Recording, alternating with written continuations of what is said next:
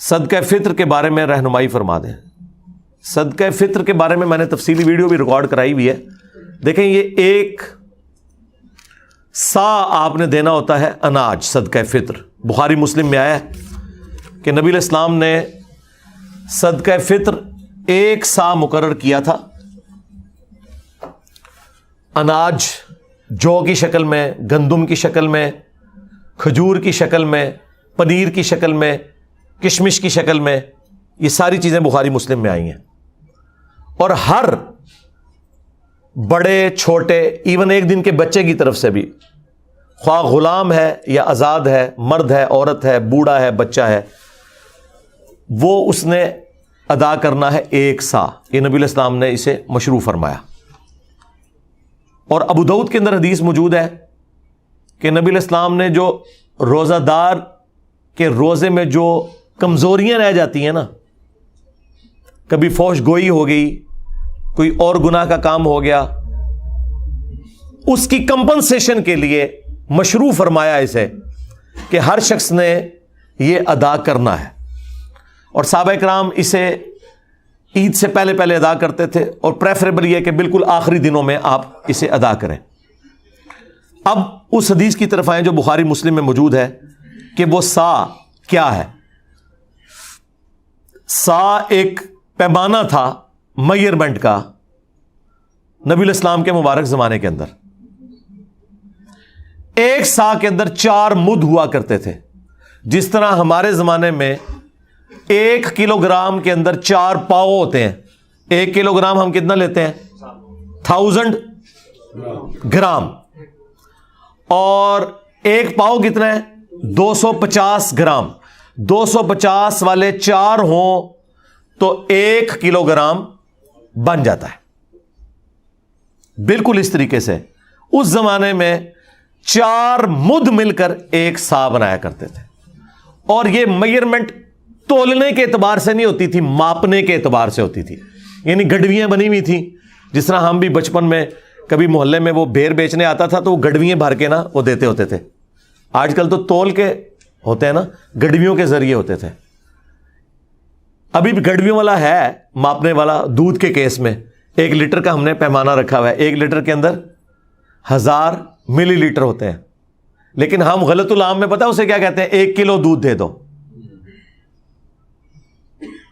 حالانکہ اگر آپ 1 کلو دودھ لے رہے ہیں تو وہ 1 لیٹر دودھ سے کم ہوگا، کیونکہ دودھ کا وزن پانی سے زیادہ ہوتا ہے.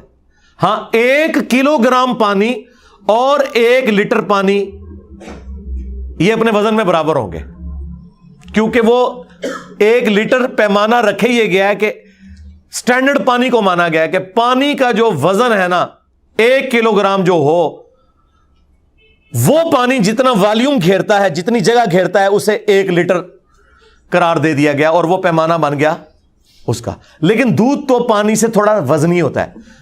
تو دودھ اگر آپ 1 کلو گرام لیتے ہیں نا، 1 کلو گرام دودھ، تو وہ آپ کو 1 لیٹر پانی یا 1 لیٹر جو دودھ ہونا چاہیے تھا اس سے کم پڑے گا، کیونکہ اس کا وزن زیادہ ہے. وہ پہلے ہی پورا ہو جائے گا.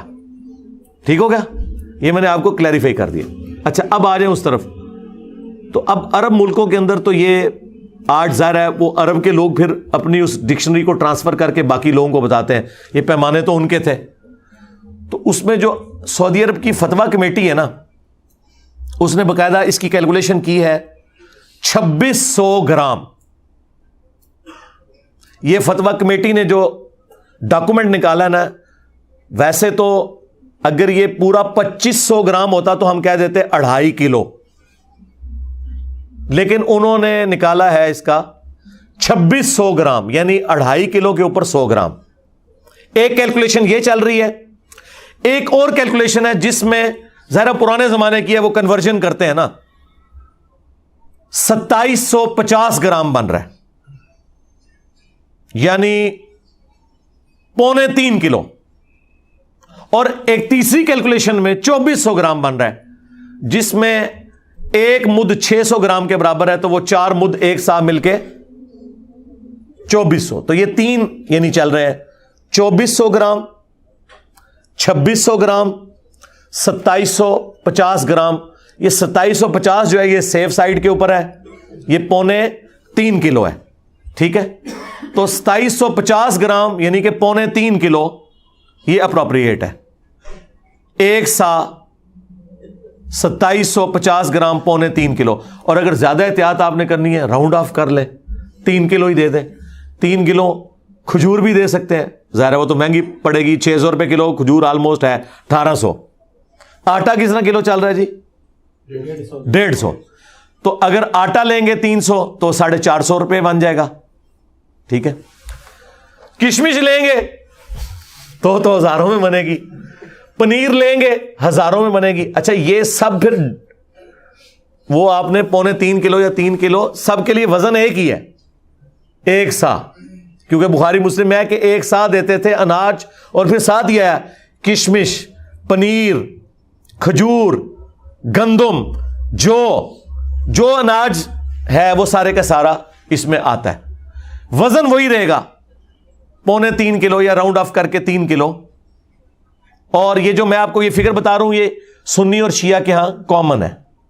ہاں مسلم شریف میں آتا ہے کہ حضرت معاویہ رضی اللہ تعالیٰ عنہ نے جہاں اور کئی معاملات کے اندر سنت میں اپنی رائے کو داخل کیا, اس میں بھی داخل کر دیا تھا. انہوں نے کہا تھا کہ جی ہمارے والی جو گندم ہے وہ اعلیٰ کوالٹی کی ہے, لہٰذا ہم آدھی گندم دیا کریں گے.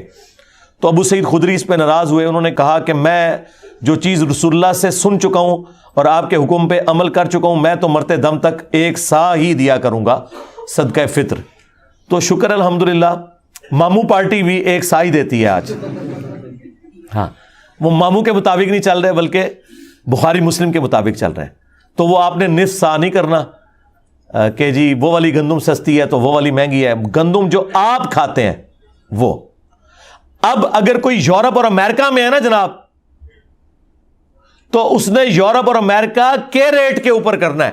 تقسیم بے شک پاکستان میں کرے لیکن کھارا تو وہاں سے ہے نا. یہ تو نہیں ہو سکتا کہ کھارا وہاں ہے اور کیلکولیشن یہاں کی نکالے گا وہ, نہ اس طرح نہیں ہو سکتا. ہاں قربانی کے جانور والا معاملہ ایک الگ ہے, وہ بھلے وہاں خریدے یا یہاں خریدے, وہ تو جانور پورا آپ نے لے لیا نا یا حصہ ڈال لیا, اور وہاں تو وہ پھر اس طرح کرنے بھی نہیں دیتے. لیکن یہ تو آپ نے جو خود کھاتے ہیں نا وہ آپ نے 3.25 کلو سیف سائڈ پہ رہتے ہوئے 3 کلو اناج آپ نے دینا ہے. تو اگر آپ آٹے کے مطابق کیلکولیشن کر لیں, اچھا یہ آٹا بھی 150 روپے کلو اس کے لیے جو 150 والا آٹا, اگر کوئی دیسی آٹا لے رہا ہے اور وہ اوپر ہے تھوڑا سا تو وہ اس اعتبار سے زیادہ ریٹ لگائے گا. ہاں دیسی کا ہے 150 ہے, چلو ٹھیک ہے. پھر سفید آٹا تو اس سے سستا ہوگا, ہاں تو 450 ہے 3 کلو کا, تو ٹھیک ہے 450 آپ کر لیں. اور اگر آپ افورڈ کر سکتے ہیں تو راؤنڈ آف کر کے 500 دیں, زیادہ دینے میں کوئی گناہ نہیں ہے, کم میں مسئلہ ہے. اور یہ آپ کے روزے کے اندر جو کمزوریاں ہیں نا ان کا کفارہ بنے گا, یہ ذہن میں رکھیے گا. اس کے بغیر آپ کے روزے قبول نہیں ہوں گے, ان کی کمزوریاں کمپنسیٹ نہیں ہوں گی. اور اگر اس دن بھی کوئی بچہ آپ کے گھر پیدا ہوا ہے نا, اگرچہ اس نے روزہ رکھنا ہے یا نہیں رکھنا, جو بچے روزہ رکھنے والے ہیں نہیں رکھنے والے, بوڑھے رکھنے والے نہیں رکھنے والے, ہر ایک کی طرف سے گھر کے سربراہ نے وہ دینا ہے. ہاں یہ ذہن میں رکھیے گا.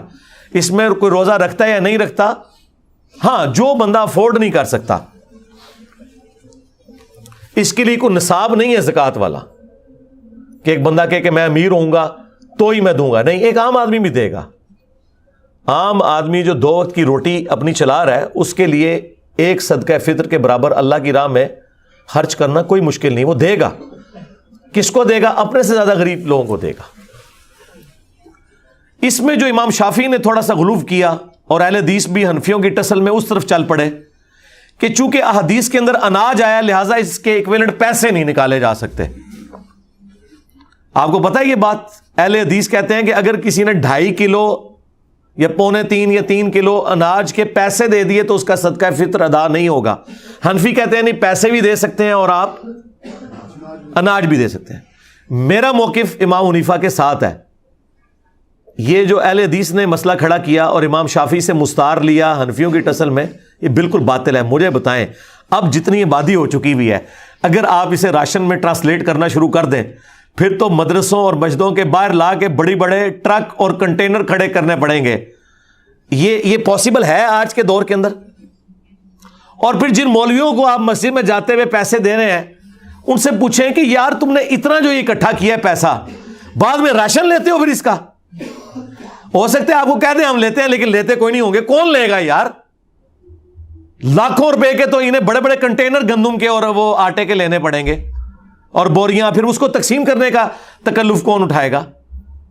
اور یہ آٹا اتنا نہیں ہے کہ یہ خود کھا لیں, کتنا کھائیں گے؟ یہ تو سینکڑوں سال تک کھاتے رہے تو جتنا انہوں نے اکٹھا کیا ختم نہیں ہونا. اور بس وہ پیسے لگا رہے ہیں اپنی گاڑیوں کے پیٹرول کے اوپر اور اپنے گھر کے بجلی کے بلوں کے اوپر. تسی خوش ہو, صدقہ فطر ادا کرتا ہے, تسی ہوندے رہو خوش. تو یہ باطل مسئلہ ہے, اور اس میں میں علمی ان کو اینٹی وینم اور الزامی جواب دیتا ہوں کہ زکوٰۃ جو ہے وہ آپ کی دولت کا 40واں حصہ ہوتا ہے, آپ نے ہر سال نکالنی ہے 2.5%. تو مجھے بتائیں, کیا ہم سونے کی زکوٰۃ جب نکالتے ہیں تو اس سونے کو توڑوا کے اس کا 40واں حصہ دیتے ہیں یا اس کے برابر کرنسی دیتے ہیں اللہ کی بارگاہ میں؟ کرنسی. ادھر کبھی کسی اہل حدیث نے نہیں کہا کہ جی نہیں وہ سونے کے بدلے سونا ہی دینا ہوتا ہے کیونکہ زکوٰۃ تو سونے کے اوپر ہے اور سونا نکالنا ہے, چاندی کے بدلے چاندی نکالنی ہے. وہاں تو کوئی نہیں کہتا. وہ کیا کہتے ہیں جی ایکویلنٹ ہی ہے جی اس کے, ہاں ایکویلنٹ ہی ہے اس کے. تو یہ بھی ایکویلنٹ ہے.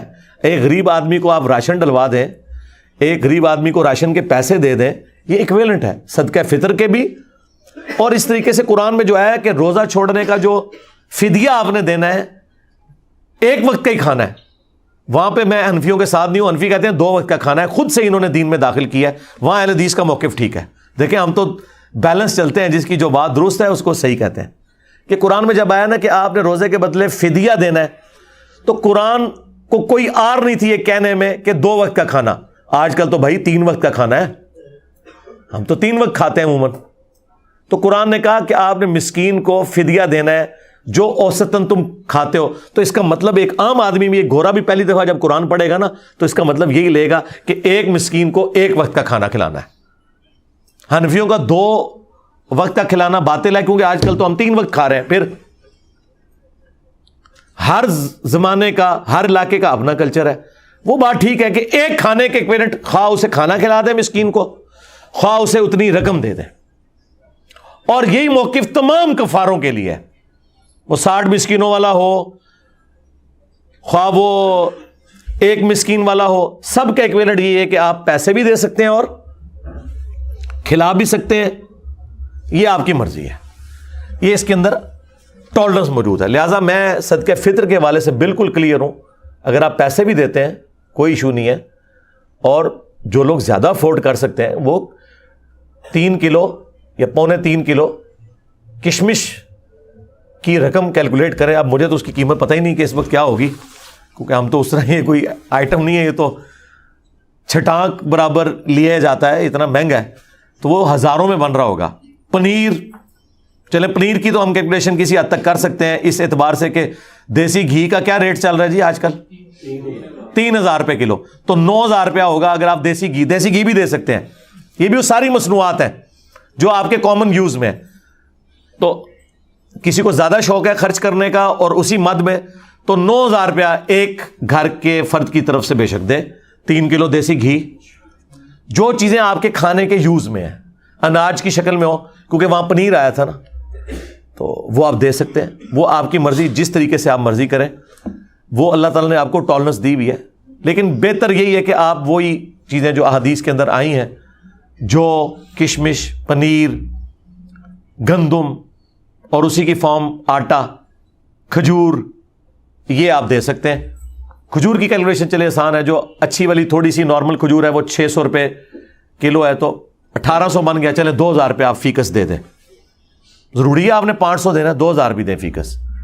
اور ہر گھر کے ہر فرد کی طرف سے آپ نے دینا ہے. جو بیچارے افورڈ نہیں کر سکتے وہ نہ دیں, وہ لے لیں. ہاں ظاہر ہے اللہ تعالیٰ نے بیلنس کیا نا, زکوٰۃ دینے والے جبھی اپنی زکوٰۃ دیں گے جب کوئی لینے والا بھی موجود ہوگا. ہاں تو وہ لے لیں اگر نہیں دے سکتے. لیکن اگر وہ افورڈ کر سکتے ہیں تو وہ اپنے سے غریب لوگوں کو دیکھیں. دنیا میں ہر غریب آدمی سے نیچے بھی کوئی غریب آدمی موجود ہوتا ہے, صرف آپ کو نظر نہیں آ رہا ہوتا کیونکہ آپ نے چشمہ اپنا لگایا ہوا ہوتا ہے.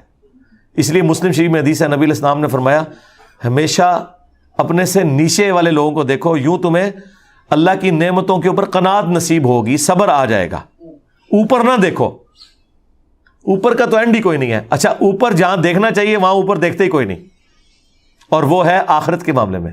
ادھر کہتے ہیں بڑے گناہگار ہیں جی, کتنے نبی صلی اللہ علیہ وسلم انہوں نے صحابہ, ٹھیک ہے, یعنی وہ یہ کہہ رہے تھے ابو جہل پڑھنا جائے, سانو یہ نہ کہو کہ ابو بکر عمر عثمان و علی کے راستے پہ چلے. جہاں ہمیں کوشش کرنی چاہیے اعلیٰ درجے کی کہ ہم پیغمبروں کا پڑوس جنت میں حاصل کریں, وہاں کہتے ہیں اسی بڑے گناہگار ہیں, اور دنیاوی معاملات میں دوسری طرف چل پڑتے ہیں.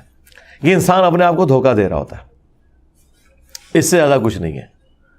اور نبی علیہ السلام نے بالکل اپوزٹ اس کے تعلیمات دی ہیں. بخاری مسلم میں حدیث ہے, اے اللہ محمد اور آل محمد کو بس اتنا ہی رزق دینا کہ ان کی روح اور جسم کا رشتہ برقرار رہے, بس سانسیں میری چلتی رہیں, اتنا رزق کافی ہے. ہاں, بخاری مسلم دونوں میں حدیث ہے. ہم عائشہ سلام اللہ علیہا کہتی ہیں کہ بعض اوقات 1 مہینہ, بعض اوقات 2-3 مہینے بھی گزر جاتے تھے, ہمارے گھر چولہا نہیں جلتا تھا. 2 کالی چیزوں, کھجور اور پانی کے اوپر گزارا ہوتا تھا, اور وہ بھی ٹنوں ٹن نہیں, 2 کھجوریں صبح اور 2 شام کے وقت, یہ ٹوٹل خوراک تھی.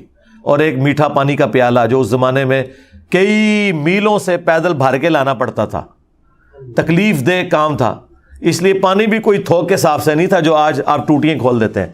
پانی میٹھا بھی ایک ایشو تھا. یہ ٹوٹل ان کا ایک سرمایہ تھا. اور پھر وہ رکت انگیز حدیث جو بخاری مسلم کی ہے, جب نبی علیہ السلام اپنی بیویوں سے ناراض ہو کے گھر کے اوپر والے حصے میں شفٹ ہو گئے, جس میں صرف ایک مشکیزہ کونے میں لٹک رہا تھا اور ایک برتن پانی والا اور ایک چٹائی, اور اس پہ نبی علیہ السلام آرام فرما تھے, اور آپ کے اوپر کرتا بھی کوئی نہیں تھا, صرف تہمت باندھی ہوئی تھی, آپ لیٹے ہوئے ہیں. حضرت عمر اجازت لے کے جب گئے, آپ نے ایلا کیا تھا, 1 مہینے تک بیویوں سے ناراض ہوئے تھے کیونکہ بیویوں نے ڈیمانڈ کی تھی کہ اب تو ہمیں وسعت ہو چکی ہے, ہمارا خرچہ بڑھائیں. لیکن حضور تو فقر کی زندگی گزار رہے تھے, اور پھر اللہ تعالیٰ نے اپنے نبی کا ساتھ دیا ہے, ان کی بیویوں کا ساتھ نہیں دیا. سورۃ الاحزاب کی آیات نازل کی کہ اے نبی اپنی بیویوں سے فرما دو کہ اگر تم دنیا اور اس کا مال چاہتی ہو تو آؤ میں تمہیں یہ مال دے کے رخصت کر دیتا ہوں, طلاق دے دیتا ہوں, اور اگر تم اللہ, اس کا رسول اور آخرت کا گھر چاہتی ہو تو اسی طرح گزارا کرنا ہوگا, کیونکہ اجر بھی تو ڈبل ہونے والا ہے نا. تو نبی علیہ السلام 1 مہینے تک ناراض رہے گھر کی چھت پہ. اسی میں ہی حدیث میں بخاری مسلم میں آتا ہے کہ سیدنا عمر نے جا کے اپنی بیٹی کو بھی ڈانٹا, سیدہ حفصہ کو, باقی بیویوں کے ساتھ بھی جا کے تھوڑی مس ہینڈلنگ کی. بعد میں وہ پھر پچھتاتے بھی تھے, مجھے کیا یہ رائٹ پہنچتا, چلو میں اپنی بیٹی کو تو ڈانٹ سکتا ہوں, باقی بیویوں کو میں کیسے. لیکن وہ حضور کی محبت میں آپ پتہ ہے حضرت عمر تو پھر میرے سے زیادہ جذباتی تھے. تو اب وہ کہتے ہیں کہ میں نے ارادہ کیا میں حضور کو کوئی ایسی بات کروں کہ حضور مسکرائیں, کیونکہ آپ تو بڑے سیریس موڈ میں بیٹھے ہیں. تو میں نے جاتے ہی کہا یا رسول اللہ دیکھیں جب تک ہم مکے میں تھے نا ہماری بیویاں کتنی ہمارے کنٹرول میں تھیں, لیکن یہ انصار کی بیویاں تو اتنی تیز ہیں کہ انہوں نے اپنے مردوں کو دبا کے رکھا ہوا ہے, اور ان کو دیکھ دیکھ کے ہماری بیویاں بھی ہم پہ شیر ہو گئی ہیں. تو حضور اس بات کے اوپر مسکرائے, کہتے ہیں مجھے تھوڑی تسلی ہوئی کہ حضور کا موڈ تھوڑا بہتر ہو رہا ہے. تو پھر انہوں نے گپ شپ شروع کر دی. پھر نبی علیہ السلام کی جب وہ حضور پھر اٹھ کے بیٹھے, جب تو آپ کے کندھے کے اوپر چٹائی کے نشان تھے, اوپر کرتا بھی نہیں تھا, یا اگر چادر تھی تو چادر تو پھر اس طرح لی جاتی ہے تو احرام کی شکل میں بعض اوقات تو وہ نشان. حضرت عمر نے رونا شروع کر دیا کہ یا رسول اللہ آپ اللہ کے رسول ہیں اور آپ کی یہ حالت ہے, اور کیسر و کسرا دنیا کے مزے لوٹ رہے ہیں, اور آپ اللہ کے پیغمبر ہو کر دنیا اور آخرت میں انسانیت کے سردار ہو کر آپ کی حالت ہے. تو نبی علیہ السلام نے ایک جملہ بولا, بڑا سخت جملہ تھا. آپ نے فرمایا لگتا ہے عمر دنیا کی حقیقت ابھی بھی تم پر نہیں کھلی. باقی بابے تو شاہی کوئی نہیں, تبھی تو یہ نذرانے بٹور رہے ہیں. حضرت عمر پہ تو پھر بھی کھل گئی یہ جملہ سن کے, ان پہ آج تک نہیں کھلی, آج تک آپ کے چندے بٹور رہے ہیں, آپ کے چندوں کے اوپر عیاشیاں کر رہے ہیں, اور آپ کہتے ہیں ہمیں کچھ دیں گے, آپ ان کا چندہ بند کریں گے روڈوں پہ آ جائیں گے. ہاں وہ کہنے سے نا بابا جی کے لاہور ایک بابا پال رہے ہیں, میں کہ بابے کا چندہ آج بند کرو, انہاں مزاراں ہوتے کتے پھرن گے, صفائی کرنے والا بھی نہیں تمہیں لبے گا. ہاں لنگر کھوانا دور دی گل, کتے پھرن گے اتنے. نبی علیہ السلام نے فرمایا لگتا ہے عمر ابھی بھی دنیا کی حقیقت تم پر نہیں کھلی، کیا تم اس بات پہ راضی نہیں ہو کہ کیسر و کسرا یعنی رومنز اور پرشینز کے بادشاہ دنیا کے مزے لوٹیں اور ہم آخرت کی سعادت لوٹیں؟ سرکار یہ جملے پھر حضرت عمر نے ایسے پلے باندھے ہیں کہ اپنے دور خلافت میں نہ حرام کھایا ہے نہ کسی کو کھانے دیا ہے، ہاں ٹنڈ کے رکھا ہے۔ اسی لیے حضرت عمر کی وفات کے بعد فتنے شروع ہیں۔ انہوں نے بنو امیہ کو چھپانے کے لیے کہا کہ حضرت عثمان کی وفات فتنوں کا آغاز ہے، نہیں، حضرت عمر کی شہادت۔ بخاری مسلم میں حدیث ہے میری امت اور فتنوں کے درمیان دروازہ عمر ہے، جب یہ دروازہ توڑ دیا جائے گا تو امت پہ فتنے شروع ہو جائیں گے۔ اور وہ فتنہ یہ تھا کہ حضرت عمر کی زیرو ٹالرنس تھی، یعنی کہ مجھ سے زیادہ سخت تھے وہ، نہ حرام کھاتے تھے نہ کھانے دیتے تھے، زیرو ٹالرنس تھی، مینجمنٹ بڑی اسٹرانگ تھی۔ حضرت عمر کی شہادت کے بعد وہ معاملات اس طریقے سے strictly managerial point of view سے نہیں چل سکے، اس لیے حضور نے فرمایا تھا کہ میری امت اور فتنوں کے درمیان دروازہ عمر ہے۔ اور حضرت عمر نے خود کہا کہ وہ فتنہ جو سمندر کی موجوں کی طرح اس امت پہ آئے گا وہ حضرت عمر خود تھے، ان کی وفات کا ہونا، ان کی شہادت کا ہونا۔ اور بخاری مسلم میں الفاظ ہیں، حذیفہ بن یمان رازدار رسول یہ حدیث بیان کر رہے ہیں کہ وہ دروازہ توڑا جائے گا، کھولا نہیں جائے گا، یعنی حضرت عمر کو قتل کیا جائے گا۔ اور میرے نزدیک تو حضرت عمر کے قاتلین بھی بنو امیہ ہیں، اس کے بینیفیشری بھی، اور ان کو لانچ کرنے والے بھی یہ بنو امیہ ہی ہیں، یہ الگ سے ایک ٹاپک ہے۔ صلو علی محمد وآل محمد، اللہم صلی علی محمد وعلی آل محمد واصحاب محمد وازواج محمد اجمعین الی یوم الدین۔